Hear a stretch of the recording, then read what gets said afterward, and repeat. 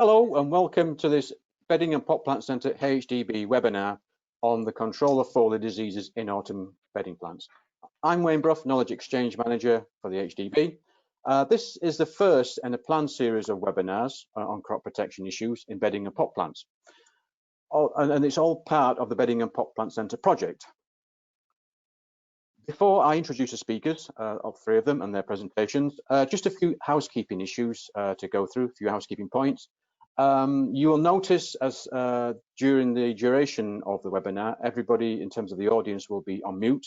This won't stop you from asking questions, and I'll come to that in a moment on the next slide as to how to pose a question to the speakers. In terms of duration, we'll be running for about an hour and 5 minutes or thereabouts. If you need to leave, or if you need to sort of pass the presentation on to colleagues who can't be with us, this presentation will be recorded and will be available on the AHDB website later next week. There's also going to be a number of documents available, and I'll come to those on the next slide just to sort of highlight what they are and what to do with them. So as I said, attendees are muted throughout. Hopefully on the right of the screen is the menu, which is similar to the menu you should see on your own screen. If you need to minimize the screen, please click the red button with the white arrow and that will minimize it. But before you do so, just to highlight a number of things you need to be aware of. If you need to pose a question to the speakers and would like to pose a question, please go down to the third bar, the third grey bar with questions, click on the white downward arrow, which will expand the box, and you can pose a question to any of the speakers. I can see the questions posed, and I will ask the speakers said questions during the presentation and also at the end, if depending on the amount of time we've got left. Above that, there's another bar which says handouts. And this particular one, it's just got the basis and handout form, but on yours you should be able to see that the actual presentation handout, the basis and the Neroso forms. If you are collecting points, please download the basis and Neroso forms, complete them and send them back to Maya. Her email address is on the bottom of them. And if you'd like a copy of the slide deck being presented today, click and download the handout, which is also in that box. And as I said, the recording will be made available next week on the AHDB archives website. So look out for notification of that.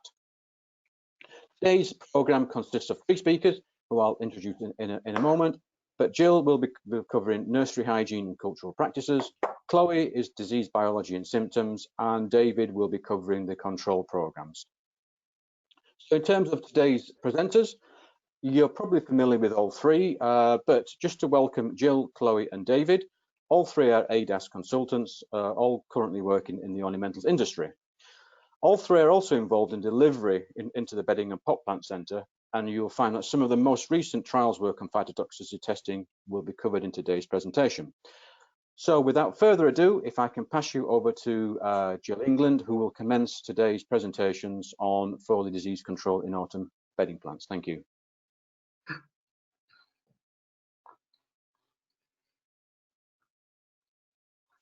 Okay, well, good afternoon, everybody. So as Wayne said, Chloe, David and myself are going to present this.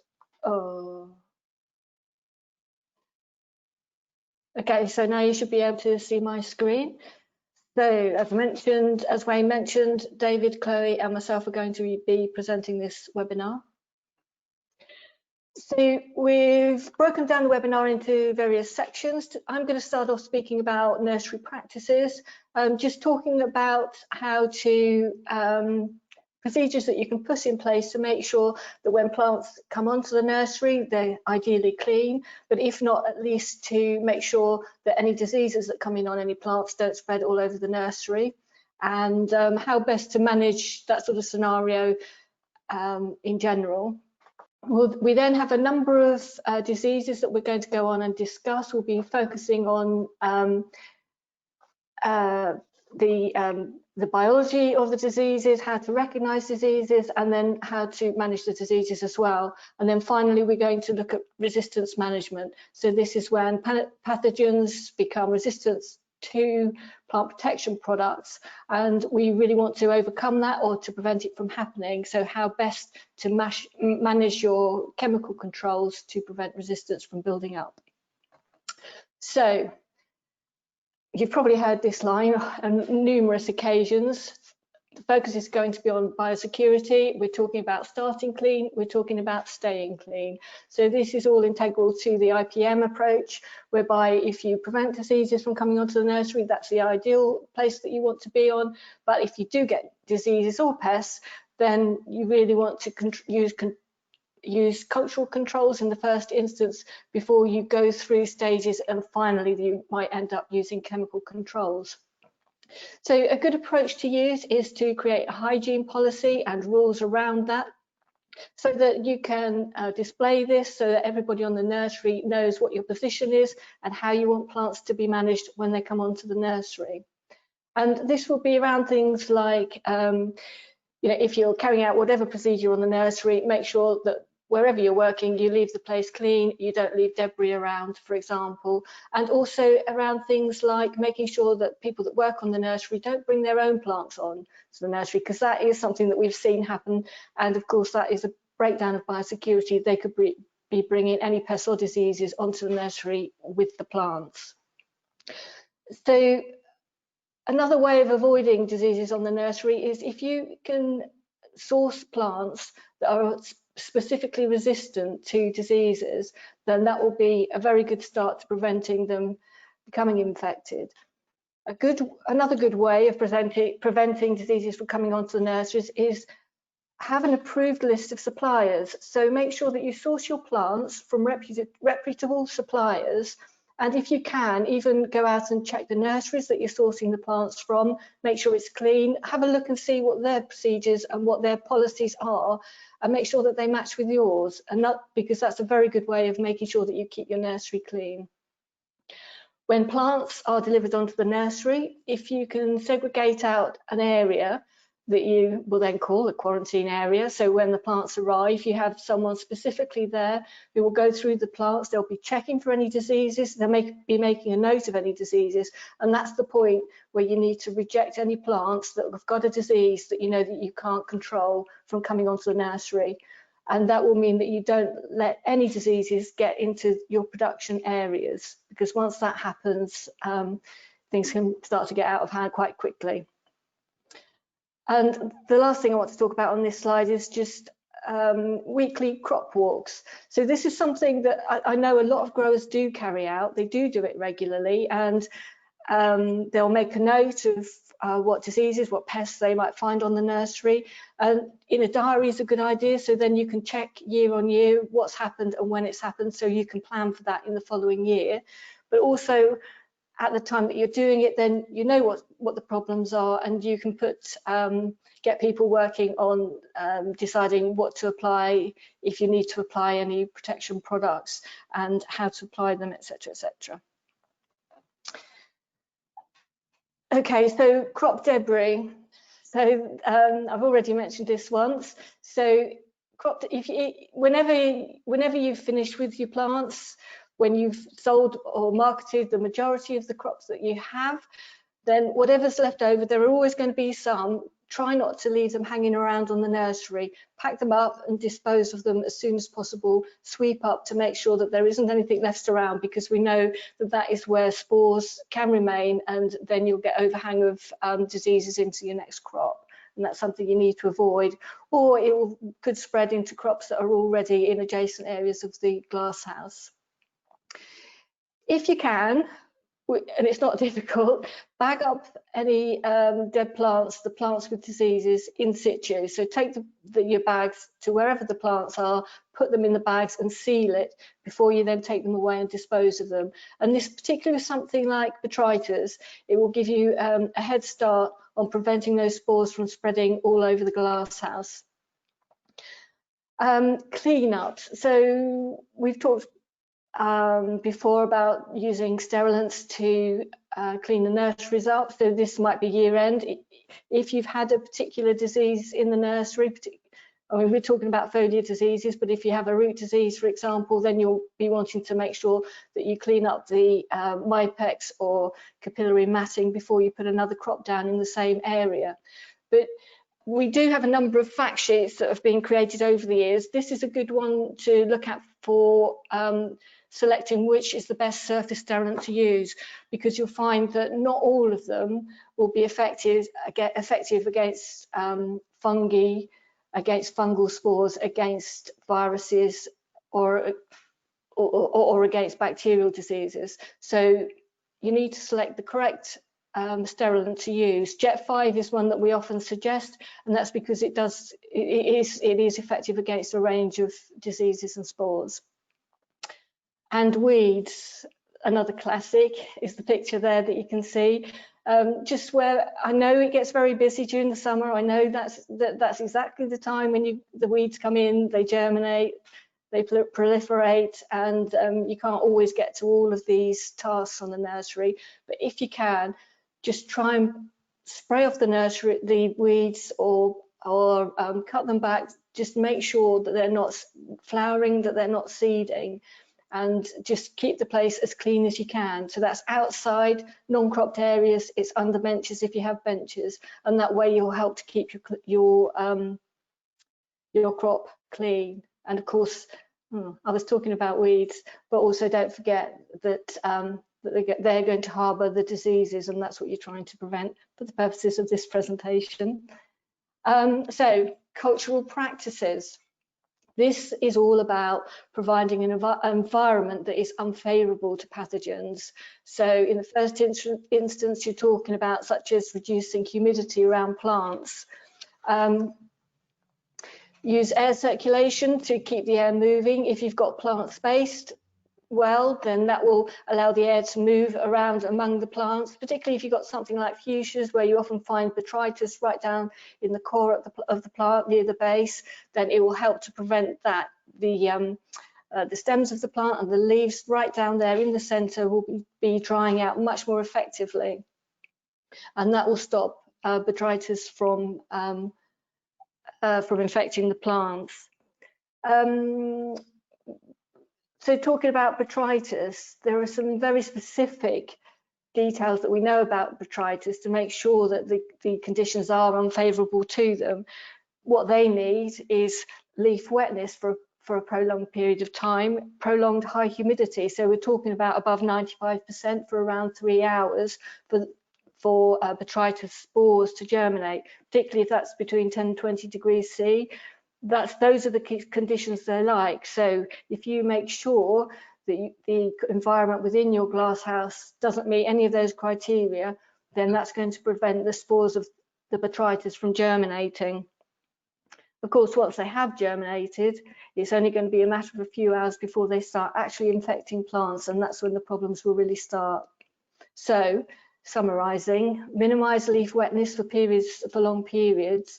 Also, if you apply overhead irrigation earlier in the day, don't leave it till early evening when there won't be any time for the leaves to dry out, and then overnight you won't have those long periods of leaf wetness and high humidity when spores can start to germinate.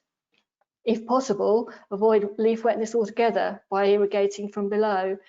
And if you apply a little bit of heat to dry surfaces, particularly if it's a very humid period of time, then that again will help to provide those unfavourable conditions. Right, so now we're handing over to Chloe to talk about the next part. Right, thank you, Jill. So what I'm going to do from now on, I'm going to go through a number of the most kind of important diseases for bedding plants. I'm going to start with downy mildew, and then after each one, David's then going to talk about the chemical controls, things that we can use to control these diseases. So I'm just going to really highlight how we get them, why we get them, and the sort of symptoms that you need to look out for on your nursery. So with downy mildew, it's a fungus-like pathogen, and it's generally host-specific. So, for example, the Peronospora violae, which will attack pansy, is slightly different to the Peronospora parasitica, which will attack wallflower. So there are some differences there, but generally what you'll see on the plants are quite similar between the different strains of the pathogen. And it is an internal parasite, so you might not necessarily see the symptoms straight away, but it can still be there. So it can sit there for a good 2 to 3 weeks before maybe you'll start to see some symptoms occurring, generally when conditions become more favourable. So what we generally tend to see is more of a dull yellowy green to grey patch appearing on the upper leaf surface. So if you look at the image there in the middle right hand side, you can see where discoloration is starting to occur. And then as the disease progresses, then you'll start to see some sporulation underneath. So this can be very fine to start with, almost invisible to the naked eye, but gradually over time that will start to become more visible as more of like a white furry sporulation underneath the leaf as opposed to on top, which is generally what we see with powdery mildew. So this is very kind of a disease that's very favourable to damp, humid conditions. So reiterating what Jill has just said with cultural practices, making sure you've got a good environment to start with is really key to help minimising the risk of this disease setting in, particularly as we start going into the autumn and winter period when it is going to start getting cooler, a bit more damp. If we can try and keep the conditions around the plants as favourable as possible, so by spacing plants, allowing good air movement, putting a bit of heat in if we can, that will really help reduce the risk. And also not irrigating at night or kind of getting towards the end of the day so that the plants don't sit wet overnight, making sure that we can minimise leaf wetness as much as possible will really help to reduce the risk of downy mildew infection. So if we move on to David, he will then go through some of the chemical controls that we can use for downy mildew if it does start to become more problematic. So this is the first of our slides on spray programs that can be used by growers. You'll note it's sort of split into columns, and I'll just quickly go through those. So we've got the products listed on the left-hand side, then the mode of action, protectant and eradicant, or whether it has systemic activity, and the FRAC code. So anyone not familiar with FRAC codes, that's a code issued by the Fungal Resistant Action Committee, and their purpose is really worldwide organisation to preserve the efficacy of fungicides for the benefits of mankind, really. So we've got all those different products, they all have a code, and you'll see that there are in the table codes. Each spray is a different code, so where a product is repeated, so for instance Fubal Gold features a few times in this spray program, it's always broken up with something with a different FRAC code. So if a fungi such as downy mildew, which we know can mutate, it's taken out by the next fungicide in practice. So that's just an example program for downy mildew.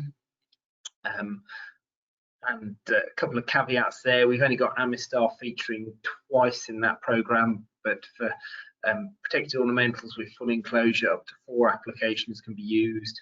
And the other one, which is Percos, it is restricted for use outdoors, but there's no restrictions for use under protection. And just to clarify, anyone not familiar with the term EAMU, or it's an abbreviation for extension of authorization for minor use. David, can I ask a question, please? We've got a question on downy mildew. Yeah. We have seen resistance in other crops to metalaxyl M from said downy mildew pathogen. Have you come across any issues in terms of resistance or tolerance in terms of pansy and viola crops to the downy mildew, which affects those crops, to metalaxyl M, which is one of the active ingredients in Fubal Gold? Not that I'm aware of, no. There were problems with impatiens a few years ago, which everyone will be familiar with, I'm sure. But these are one of the reasons for managing our programs well and alternating the products, so we don't give these pathogens a chance to become resistant. We all know we've got less and less controls to play with these days, so we really need to preserve what we've got and look after them for the future.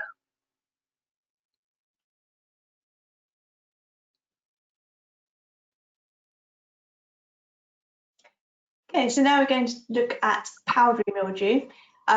So again, this is a fungal pathogen, which is generally host specific, but we can find this on a range of crops.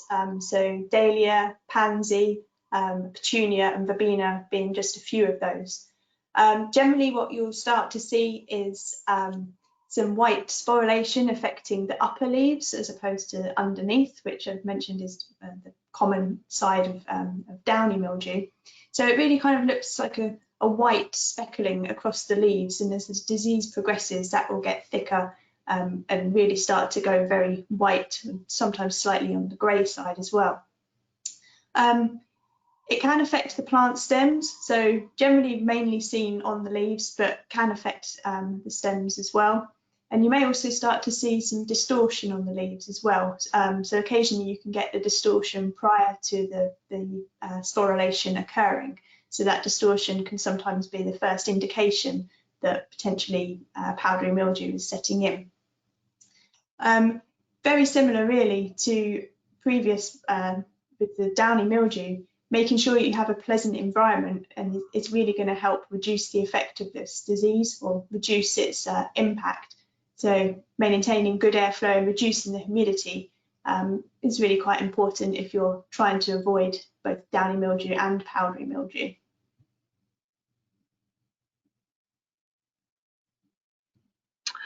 Okay, so on to control programs for powdery mildew. We've got a spray program here that could be used. Just a couple of points to make. So we've got topaz in there, and that is only eradicant at very early stages of disease infection. So just something to be aware of. So a mode of action, protectant and eradicant. So if you were following one of these programs and you had an outbreak of powdery mildew in the crop, and your next spray was a protectant, that wouldn't control that outbreak of disease, and we'll cover that a bit more in the next slide. Also, we've got fruit picker in here, which is another product within the AMU, and that's restricted outdoors for the summer, but all times of year under protection. You can see range of products there. Most of them have protectant and eradicant activity, some that just have protectant activity, and then the alternating frac codes that we've spoken about on the previous slide. So on to the next slide. So for powdery mildew eradicants, Nimrod's been used quite extensively over the years for an eradicant for powdery mildew. We know there is resistance to it, and that's something to be aware of. There's also been use of potassium bicarbonate as either a commodity product, which is typically used at 5 grams per litre plus a wetter. And more recently, we've got an EAMU for Kahama, which is a form of potassium bicarbonate, which includes a wetter, so people may choose to use that instead of a commodity product. And just a useful point with potassium bicarbonate, it has other benefits. So if you've got some Botrytis knocking about in the crop and you've got some active powdery mildew, it's just worth considering the fact that Karma also has a recommendation for control of Botrytis in cucurbits, so courgettes and crops like that. So if you've got Botrytis and active powdery mildew, Karma may be the better product to go for. And then also with these two products, I wouldn't just rely on Nimrod as your eradicant. Try and mix it up a bit, so you're managing that use of Nimrod and preventing any resistance developing or even increasing if there is little resistance to it. David, just to ask, we've got a couple of questions relating to powdery mildew control. The first one is, how confident are we that switch controls powdery mildew? Yeah, yeah, I was just going to ask you to do that, Jill. So it's got eradicant activity listed. It's probably better at the early stages of infection or disease outbreak, as, to be honest, most of these are, with the exception of Nimrod and Karma that were on the next slide. So the earlier you can get it, if you've got active mildew within the crop, I'd be tempted to go for one of those Eradicants on the next slide. Okay, and the next question is, are there any sulfur-based products which can be legally used for powdery mildew control at the moment? I'd have to double check that. Most of the use, I know we've had a product come with an EAMU for use outside, but I don't think there are uses for under protection. But I'd have to check that. Are you going to feed back any questions, Wayne? That I will, yes. After the webinar. So yeah, we'll put that on the list to get back to people on. Okay, and just it's more of a comment than a question. Just to sort of say, within AHDB, we are still in discussions about cystine and whether that's going to be available in the future or not. And also, we're still hopefully quite close to getting lunar privilege in place with an EMU in due course, which is another useful fungicide for use against powdery mildew.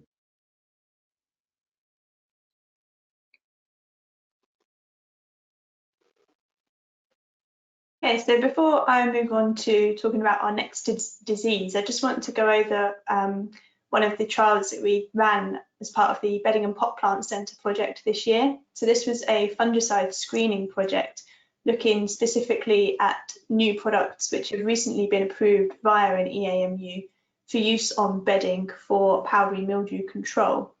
So the list of plants that we were looking at is on the left-hand side there: Cosmos, Dahlia, Petunia, Pansy and Verbena. And we selected these primarily because they are quite susceptible to powdery mildew infection.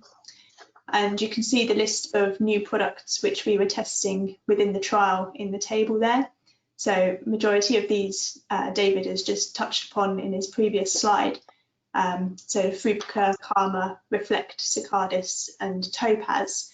They're all relatively new to the bedding industry, so although they've been although they have the efficacy against powdery mildew control, we wanted to test them to make sure that they didn't give us any side effects or phytotoxicity when using them on these particular bedding species.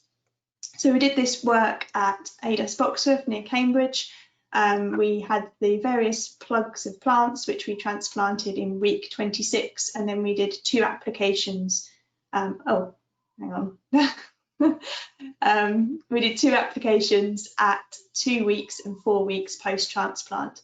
So at that 4-week application, in some of the crops, we were starting to have flowers developing already. So that was quite useful for us to apply the product and make sure that we weren't going to cause any damage to the flowers either. We did apply the products in 500 litres of hectare of water. That's because the Frupica EMU stipulates a minimum water volume of 500 litres, although the others, they do have a lower water volume that you could use. So you just have to check the EAMU to make sure that you're using a water volume that's suitable for the product. But we applied everything in 500 litres just to be consistent. And you did just see a little snapshot of the pictures there, but if we can bring that picture back, Jill, what we were pleased to see was that at the end of the trial, we didn't have any phytotoxicity in any of those bedding species on either the foliage or the flowers. So the pansies and petunias were the ones which were already starting to flower when we put our second spray on. We didn't get any damage caused by those, and we didn't see any issues with any bleaching of flowers when they did come out, or any speckling or anything like that. So it's very encouraging to see that all of these products could be used on bedding and not cause any damage there. So that's just a little snapshot really of that trial. Yes. Now we can move on to the next disease. So this is Botrytis, also known as grey mould, and one that we're probably all very familiar with. It's a fungal pathogen which will infect many bedding species, most plant parts. As Jill said at the start of the presentation, it is most common in humid, cooler environments. So now that we're starting to get towards October, it's one of those ones that we're probably going to start to see more of than we have recently. You tend to see it particularly on the old senescent flowers or on the damaged tissues or flowers. And you can also sometimes see it where leaves remain in contact with the growing media. So if the growing media is damp and the leaves are sitting on that growing media, so with primula or begonias as well, then that can start to cause some damage, and you can start to see Botrytis sporulation setting in.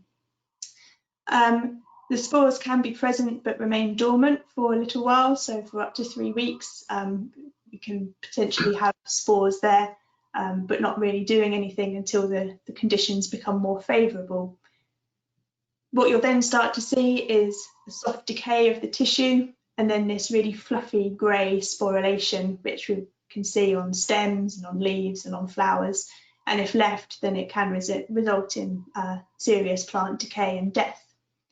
And we also find it quite a lot in plant debris. So again, reiterating what Jill said at the beginning, really maintaining a clean environment and getting rid of any affected plants that are severely infected, getting rid of those as soon as possible, clearing up crop debris, making sure that everything is as clean as possible, and minimising the risk of having those spores lying around will really help prevent them then moving into the crop and contaminating an otherwise healthy, good crop.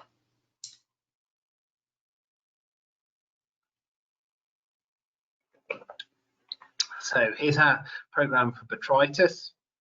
Now, first comment really is there's a product called Pre-Stop, which is a little bit different to the other products. So this is a bioprotectant. Bioprotectants were previously called biopesticides, but they've recently been reclassified. Now, this product was used in trials in the AHDB funded AMBER project, which was a project looking at biopesticides, as they were called then, bioprotectants now, and a programme of Pre-Stop with conventional fungicides proved better than a programme of conventional fungicides alone. So useful to note that, and hence we've included it.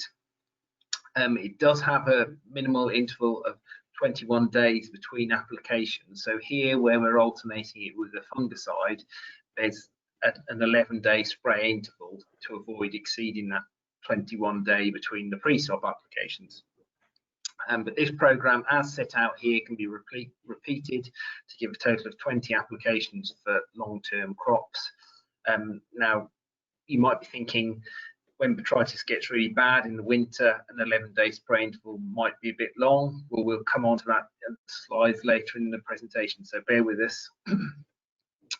Also, just to look at the mode of action, it's really protectant. Think of it as a protectant, really, Pre-Stop.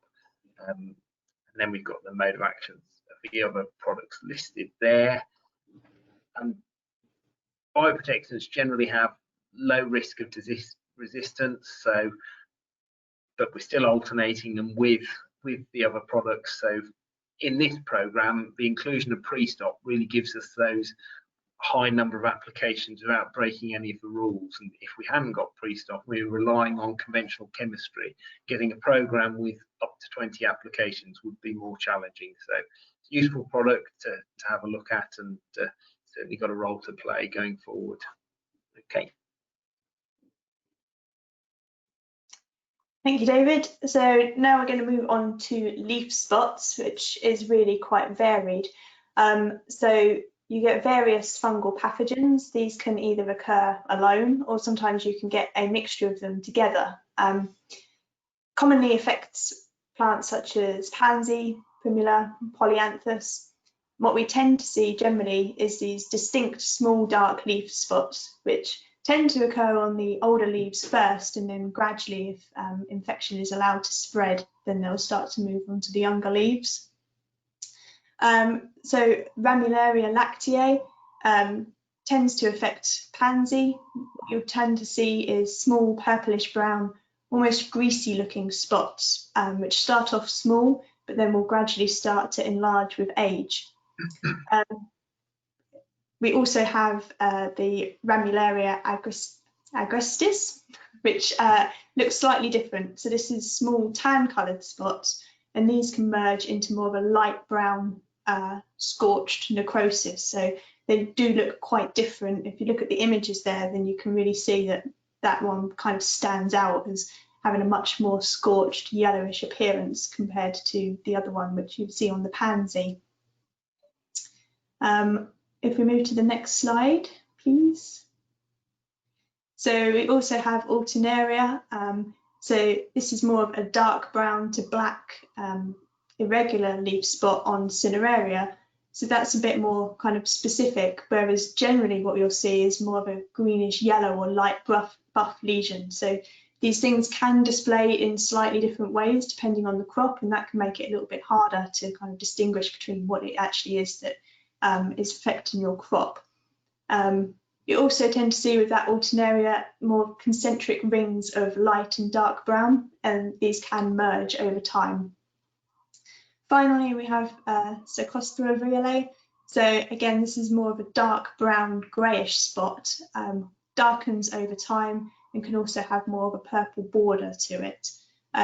So a lot of different variations in leaf spots out there, but again, going back to the old reiteration of starting with a good environment, maintaining spacing and good air movement, kind of getting those things key at the start can really help to reduce the effect or the possibility of you getting these infections later on.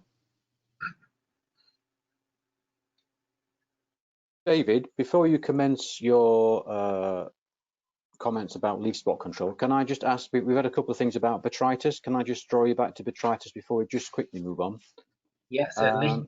The first one is pre-stop likely to be impacted by any of the other chemical fungicides mentioned there, with it being a biological product?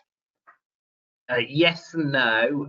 So looking at the technical documents for it, most, as a general rule of thumb, as long as you don't apply things within 7 days of pre-stop, you shouldn't have any detrimental effect. But then it's quite possible that even in this program, that pre-stop could still be alive and doing its job after 11 days. So unless you feel the need to go with the 11-day spray program, it's probably wise to stretch that out to a 14-day one. But it's all going to have to be taken into account of what the environment's doing, what the weather's doing, what's happening within the crop, the stage of the crop. So there's lots of things to consider.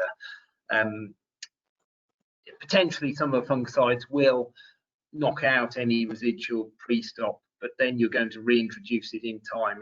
It's the best we can do really to make use of the product. Okay, and what about fertilizer inputs on the crop? Will they impact on botrytis tolerance? The comment here being that botrytis is seen in forced stock, which has been given too much, perhaps nitrogen, as opposed to a balanced fertilizer regime. Yeah, so if you're pushing something hard and it's softer, it's always going to be more prone to botrytis, I would say. It's softer and just generally more prone to it.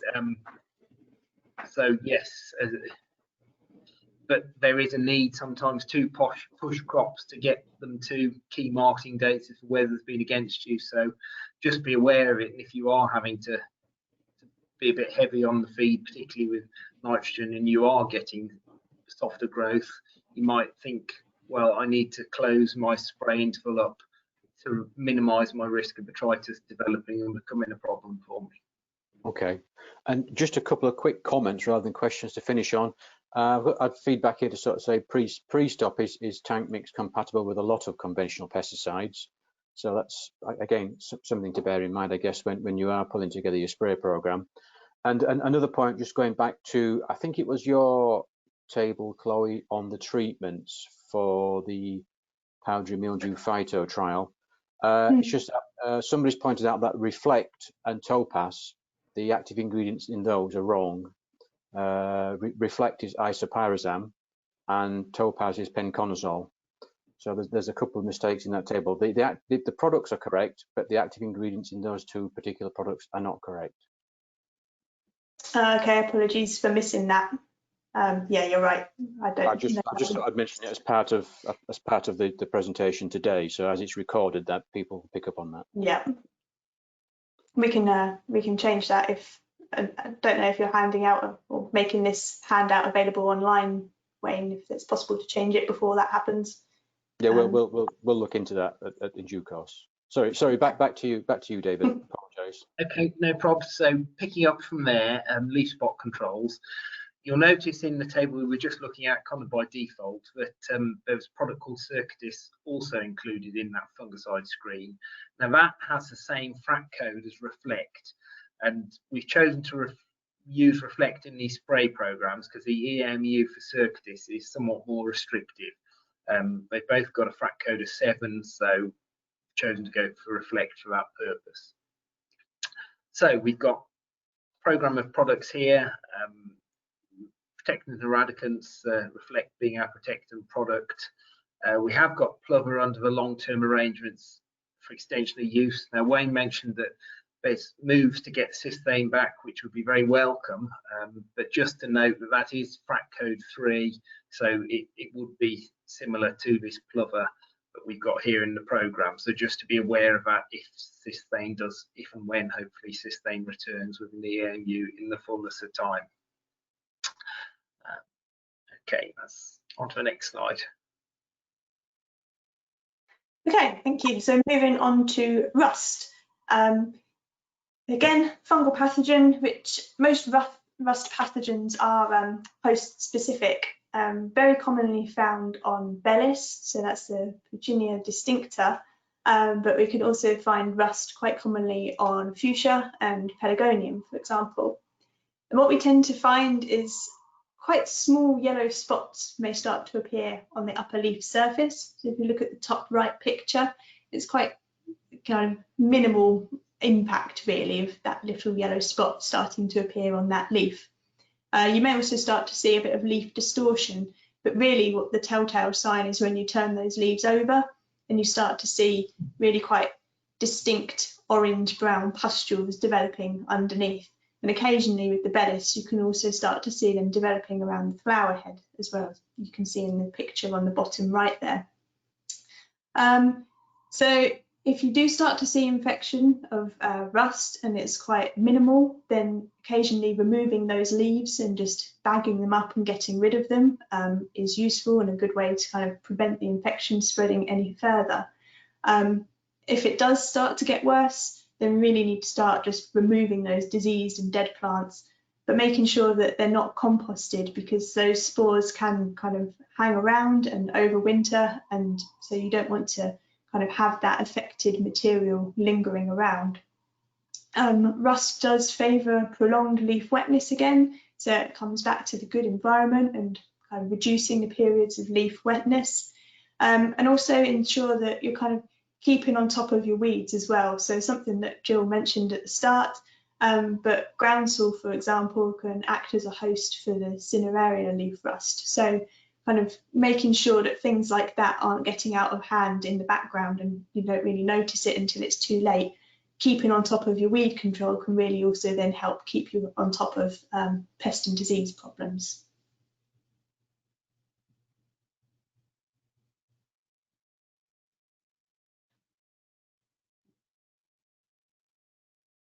David?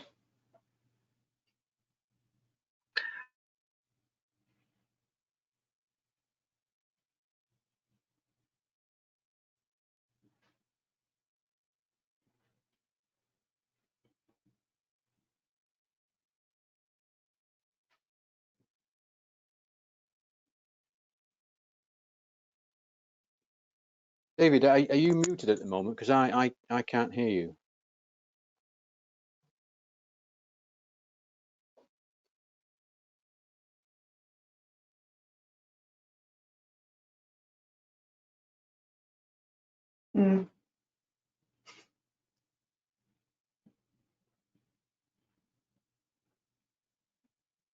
Okay, so we just push on with it, and then when David comes back, we'll see if he can pick it up. So we've gone here into rust controls. Oh, David appears to be back. So you're back. All right, you're back, David. Go on then. Sorry about that. I don't know what happened there. Something with the bandwidth, I imagine. So rust controls. We've got a range of products here again. We've got Amistar, Reflect and Plover. And just a point on Amistar and Reflect that's worthy of consideration. So Amistar being frat code 11, Reflect 7. People might think, where's Signum in some of these programs? Signum, just to flag up, has a frat code of 11 plus 7. So it's a mixture of the two frat codes in Amistar and Reflect. So that's why it hasn't been included in these programs that we've covered so far. Again, Plover there is frat code 3, so same as this thing if it makes a comeback. Okay, next slide. So a lot of the spray programs we've covered have been rather theoretical, and they haven't really focused on a particular crop. And when you're working in a crop, you always have more than one issue. So your spray program's not just going to focus on downy mildew. So we've put a few crop-specific spray programs for this time of year. So first one being for foliar diseases of pansy and viola. And this fungicide spray program really is a focus on downy mildew and leaf spots. But we've got table there, and it gives activity against, which is quite useful. So for Amistar, we're also covering powdery mildew as well as the downy and the Botrytis. So a good broad spectrum product. And you can see that program there in front of you. So it focuses on downy mildew and and leaf spots, as I said, and that fungicide program could be repeated without breaking any rules or restrictions on the AMUs. So, an example program for pansy and viola.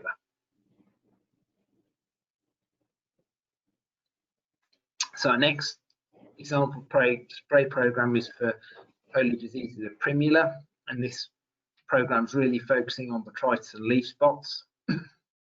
So here you can notice pre-stop is featuring again as we had in our Botrytis program earlier on, but the main difference here is we've got two conventional fungicides between our pre-stop applications. So that enables you to run this spray program at a 7-day spray interval if you needed to, if disease pressure was higher in the sort of depths of winter when the crop's perhaps getting leafy and Botrytis becomes a problem. And that's an option there. Just an aside point really, but with primulas it's worth using some PGRs to keep the canopy a bit more compact and save the packs becoming, even within the pack, if you keep the plants a bit small, you've got a little bit more air around them, and that'll help to reduce your incidence of Botrytis. So we've got our modes of actions listed there. All the activity against is also listed, so you can see we've got good coverage of the problems that we'd expect within that crop. And again, the frat codes listed in the last column. Just a final point, this program could be repeated, so it could give you a total of 18 applications for long-term crops. We talked about 7-day spray interval, but I'd only really do this if you felt the need to, if disease was becoming problematic or high pressure situation, space it out a bit if you can, so sort of 10 to 14 days depending on disease pressure.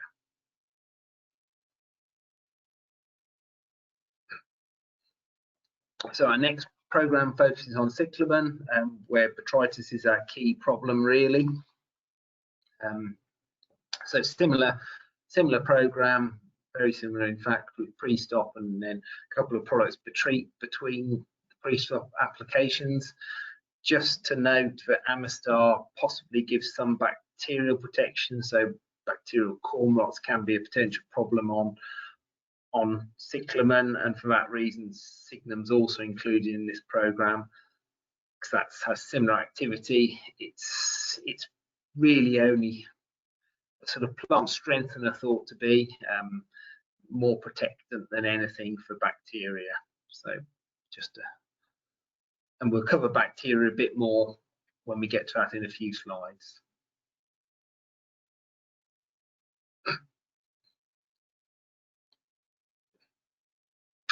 Okay, so our next spray programs, example spray program for bellis.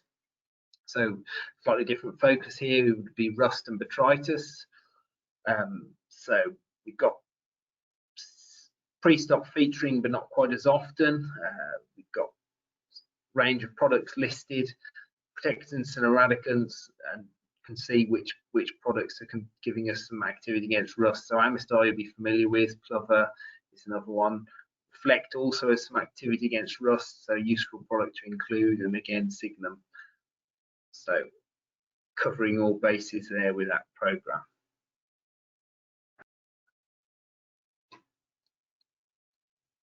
David, can I just ask a couple of quick questions before we go on to bacteria?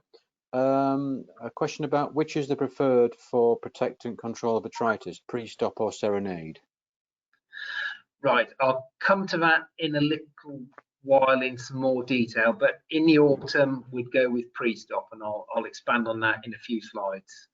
Okay, and we've also got a question here, is Reflect also for botrytis? So far in the presentation it's been listed as powdery mildew rust. Can we flip back to the botrytis slide, Jill, please?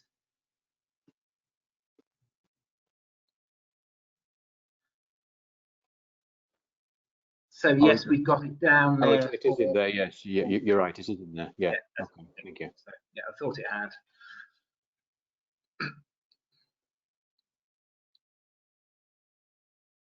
Okay, thank you. So finally, we're just going to touch on the bacterial diseases. So again, a whole different range of pathogens which can result in bacterial leaf spots, blights and wilts. Looking at the foliar leaf spots, these can appear as quite small spots to begin with, but they can become much more numerous and coalesce and then lead to a leaf necrosis. Tend to see these in Antirrhinum, Pelargonium, Primula, Verbena and Viola, but also, you know, on other crops as well, but those ones kind of more specifically can be affected. They can be circular or angular or irregular in shape, so they can present as quite different, but the means of controlling them are generally the same, and it tends to come down to more of environmental and cultural controls when we're looking at bacterial diseases rather than chemical control. David will kind of talk about that in a moment, but again, highly favoured by wet, cool conditions, so something to watch out for as we're moving into autumn and winter.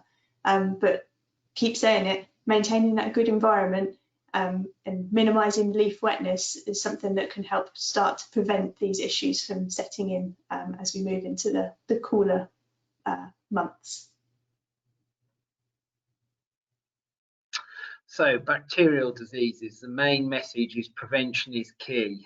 We have very limited controls of these days, so no formulations of copper are currently listed as a plant protection product for use in ornamental crops anymore, and it could be argued that copper wasn't that brilliant in some instances anyway.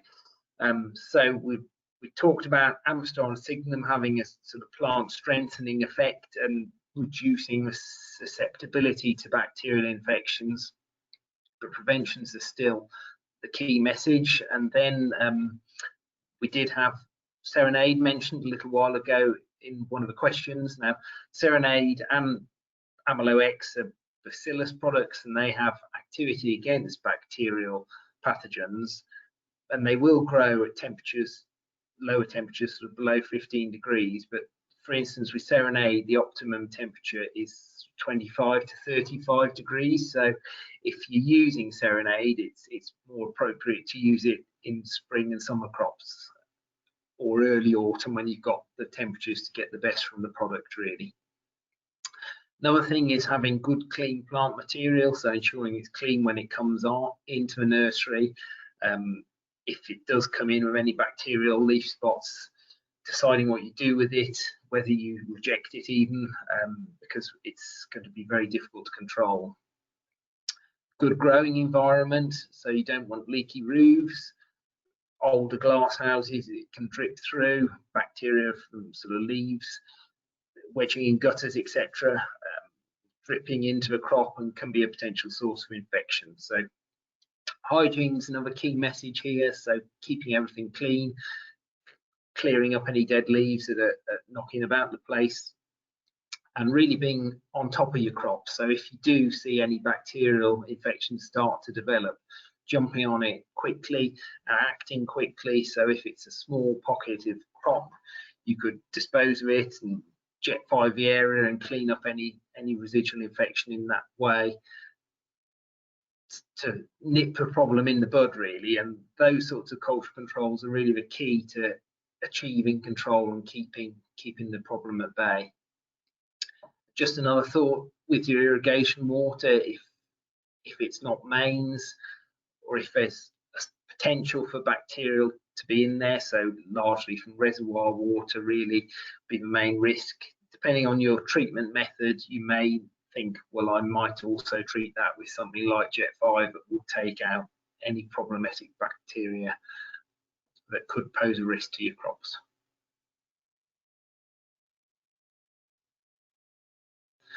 So resistant management, we've covered this a bit as we've gone through, but the fact codes are all listed there, and hopefully those in the example programs give you an idea of how to mix things up. So the main message is not to follow 2 successive FRAC codes in sequence. Also looking at EMUs, which a lot of the products are used under these days. The EMUs have restrictions on the number of applications that can be applied either per crop or per year, and that's really to do with resistance management as well. We've covered Reflect and Circadis being similar products in that they're both in the same FRAC code, and why we're using Reflect in these programs, because the EMU is less restrictive. Just be aware, Amstar and Signum related through that FRAC code of 11. Some of the programs have got both of them in there, and the general rule of thumb has been not to use them in the same programs, but if you've got enough things between them acting as buffers, it can be done and doesn't cause a problem. Nimrod and Karma, good Eradicants, and just some points we covered on those and the benefits of using Karma. And really the main message is preserve the controls we have, because we've got less reliance on conventional chemistry going forwards. There are less new things coming through, so we've really got to look after what we have available to us and keep it working for us.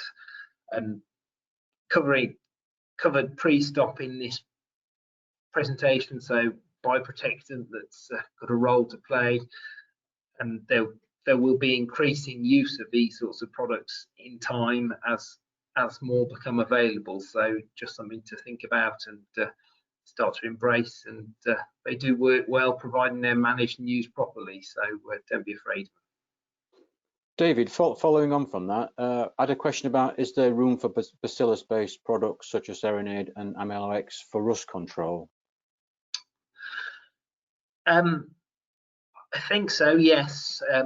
They're generally, bioprotectants, particularly those two, are quite broad spectrum when you look at their activity, and I have used them in programs for that purpose in nursery stock production, and I feel they certainly contribute to those spray programs, and we've had lower instances of rust since we've been using them. So yeah, I think they've got a big role to play, but more in the summer than at this time of year.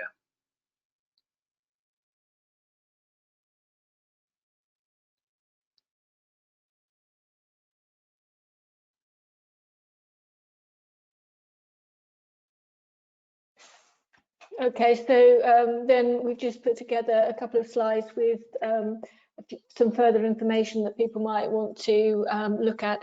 It's quite a back catalogue of fact sheets and reports that have been produced HDC and AHDB over many years. So I've just listed them down so that they're there if you want to download them and have a look at those. You can find some more information about the various diseases that we've been talking about. I'm hoping most, Jill, will be on, they're actually at the back of the handout, copies of them. All right, So. well, yeah, there you are then. Yeah, so handed to you, but also the last one there is the crop walker's guide, which is a really useful source of information where that people might find useful. Okay, and so questions, we've had questions, but if you've got any more, really, I think, Wayne. I've gone through them as they've come in so far. If anybody has any last questions, then please send them through. But as we are now drawing to the hour mark, I was just going to finish off with a wrap up slide. If I can, that's better. Right then, so just to draw the webinar to a conclusion, I'd like to sort of thank all our three presenters today for going through the various measures to control a wide range of diseases. Hopefully everybody has found that a useful summary of the potential control measures for the various diseases. You've got a few seconds remaining just to download the BASIS and the ROSO forms if you want them now, along with the handouts before I bring the webinar to a close. Any further questions, if they haven't been submitted today and something springs to mind in the next day or two, then that's my email address, wayne.brough@ahdb.org.uk. Please send them along to me and I'll pass them on to the presenters and get feedback to you. As I've said before, the recordings will be made available next week on the AHDB archive webpage. The address is there. And look out for future AHDB horticulture webinars. We have a couple planned in November, one on cash flow management following the impact of COVID, and another one on new product development in cut flowers. So there's a couple there just for the diary. So with that, I wish you a successful autumn bedding plant season and hopefully successful foliar disease control. Thank you for joining in today.